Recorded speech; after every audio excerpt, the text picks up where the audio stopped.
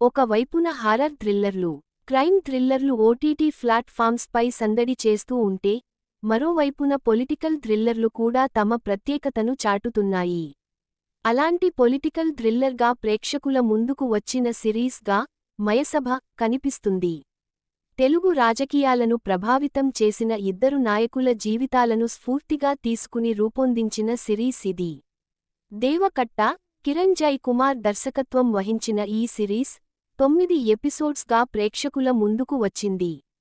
కథ: చిత్తూరు జిల్లాకి చెందిన కృష్ణమనాయుడు, ఆది పినిశెట్టి, వ్యవసాయదారుల కుటుంబంలో జన్మిస్తాడు. ఉన్నతమైన చదువులు చదువుతూనే రాజకీయంగా తన చుట్టూ ఉన్న వారి జీవితాలను ప్రభావితం చేస్తూ ఉంటాడు. చదువు పూర్తికాగానే రాజకీయాలలోకి రావడానికి సన్నాహాలు చేసుకుంటూ ఉంటాడు. ఆ సమయంలోనే అతనికి హారిక పరిచయమవుతుంది. ఆమెను వివాహం చేసుకోవాలనుకున్న అతని ప్రయత్నం విఫలమవుతుంది. ఇక కడప జిల్లాకి చెందిన రామిరెడ్డి, చైతన్యరావు ఫ్యాక్షన్ కుటుంబంలో పుట్టి పెరుగుతాడు. లక్ష్మి అనే యువతిని ప్రేమించి పెళ్లి చేసుకుంటాడు. స్థానికంగా హాస్పిటల్ నిర్మించి ప్రజలకు సేవ చేయాలనే ఆలోచనలో ఉంటాడు. అయితే రామిరెడ్డి రాజకీయంగా ఎదగాలనే ఉద్దేశంతో ఆయన తండ్రి శివారెడ్డి ఉంటాడు.